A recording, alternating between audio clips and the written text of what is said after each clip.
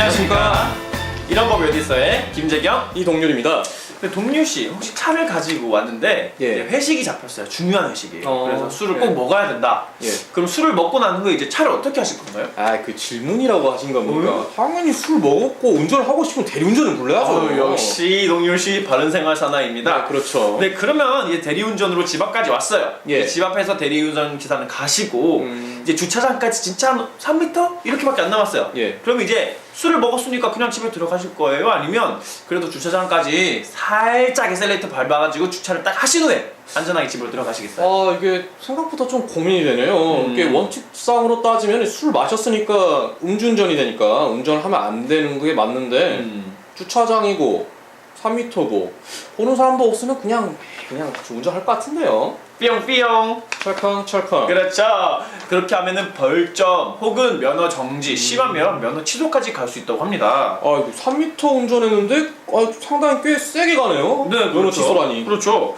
사실 이번에 다루게 될 사건이 이제 주차장에서 일어난 사건은 아니고 음식점에서 대리운전 기사를 만나러 가는 길에 일어난 사건이거든요. 예. 한번 사건을 살펴볼까요? 이제 사건을 살펴보면 다음과 같습니다. 이제 박 씨라고 이제 단체 규칙 사업체에서 위생안전 전문가로 활동하신 사람이 있었어요. 네. 근데 이 사람 이제 직업 특성상 차가 그렇죠. 굉장히 필요했어요. 필요하죠. 이제 이곳저곳 왔다 갔다 하기 때문에 차가 없으면 안 되는 그런 직업이었는데 박 씨가 이제 어느 날 이제 회식 그룹 때문에 술을 굉장히 많이 마시게 되는 네. 상황이 되었어요. 근데 이제 박 씨가 이제 평소에 굉장히 이제 운전 같은 것도 조심히 하고 며칠 전에 이제 뉴스를 봤을 때 그렇죠. 이제 음주운전 처벌을 강화한다는 그렇죠. 그런 뉴스 봤던 나오죠. 게 기억을 해가지고 네. 이제 대리운전을 부르게 되었죠. 네. 대리운전을 부르게 되었는데 대리운전 기사가 음식점까지는 오질 않고 이제 근처 버스 정류장까지 오게 된 거예요. 그래갖고 이제 대리운전 기사가 박 씨에게 근처 버스 정류장이 있는데 이제 3m고 하니까 차 좀 끌고 와주라 이렇게 얘기를 한 거죠. 근데 마음씨 좋은 박 씨가 이제 마음이 정말 좋네요. 네, 그렇죠. 저 같으면 정말 화가 났을 거예요. 와야지. 네, 와야죠. 내가 돈 주고 하는 건데.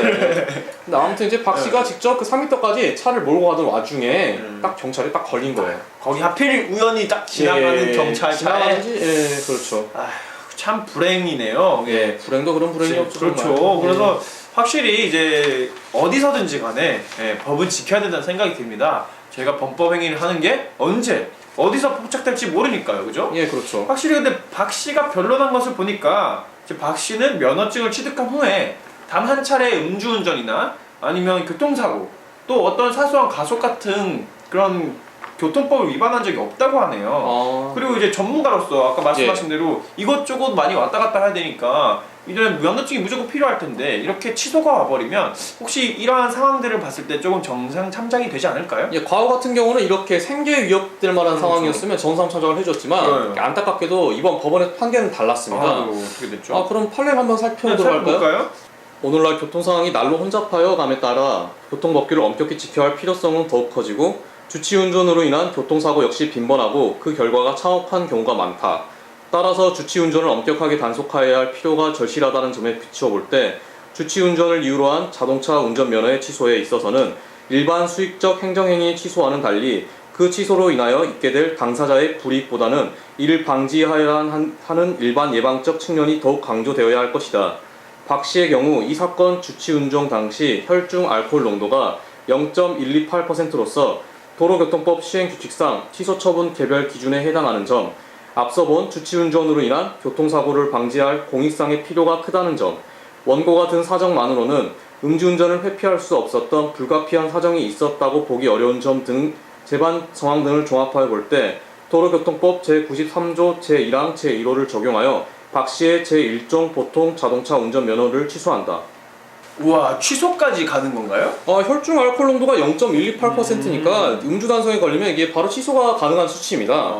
재경 씨는 그거 화학과라고 하셨죠? 예, 화학과시면 이거 어느 정도 마신 건지 좀 계산 바로 딱 오지 않나요? 무슨 만능 이원계설입니까? 그죠?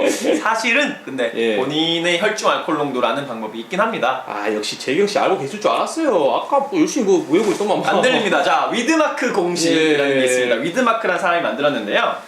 음주한 양 밀리리터에다가 알코올 농도 뭐 퍼센테이지로 20%면 20% 이렇게 해서 곱한 후에 거기다가 0.7894를 곱합니다. 그리고 그 값을 놔두고요. 체중, 본인의 체중에다가 남자면은 0.7, 여자면은 0.6을 곱한 후에 또 10을 곱해요. 예. 그러면 여기 놔뒀던 거에다가 그것을 나누면 바로 본인의 혈중 알코올 농도라고 할 수 있습니다.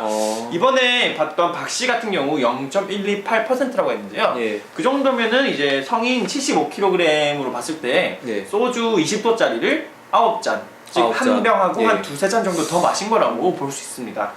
이게 근데 이제 재경 씨가 말씀하신 그 공식이 이제 체질마다 네, 알코올을 그렇죠. 흡수한 양이 다르고 네, 뭐이 네. 공식이 정확한 것은 아니니까 그렇죠, 그 그렇죠. 여러분께서도 그냥 참고 용도로만 사용하시면 좋을 맞습니다. 것 같습니다. 네. 근데 오늘 제가 기사를 보니까 이와 네. 비슷한 상황의 기사를 한번 보게 되었어요. 어떤 거죠? 0.114%의 혈중 알코올 농도 상태로 주차를 하려고 50m 운전하던 택시 운전기사가 아이고. 또 재수없게 경찰에 걸린 거예요. 아이고. 이제 택시 기사분이셨는데 택시가 또 이제 생계 그게 그렇죠. 필요하시죠. 필요한데. 면허 취소를 당하신 거예요. 아이고. 그 기사를 보니까 좀 안타까우면서도 이제 그렇죠. 음주운전 법이 강화되었다는 것이 새삼 느끼게 되었습니다. 그렇겠네요. 뭐 오늘 유익하셨는지 모르겠습니다. 그렇죠? 예. 대한민국 국민 어느 한 사람도 법 때문에 눈물 흘리지 않길 바라며 아는 것이 힘이다. 이런 법이 어디 있어?